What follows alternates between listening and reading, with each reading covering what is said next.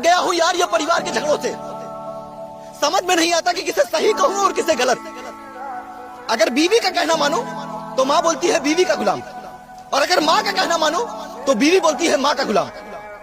लेकिन उन दोनों को यही नहीं पता कि दोनों ही मेरे लिए जरूरी है, क्योंकि अगर एक मेरी जिंदगी है तो एक ने मुझे जिंदगी दी है।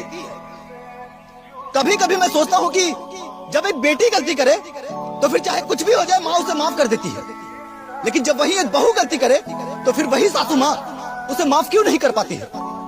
और जब एक मां गलती करे तो फिर चाहे कुछ भी हो जाए बेटी उससे रिश्ता नहीं तोड़ती है, लेकिन जब वही एक सासू मां गलती करे तो फिर वही बहू उससे रिश्ता क्यों तोड़ने लग जाती है। जिंदगी प्यार देने और लेने का नाम है, और मेरा मानना यह है कि इस दुनिया का आने वाला कल भी झूठा है और बीता हुआ पल भी झूठा है।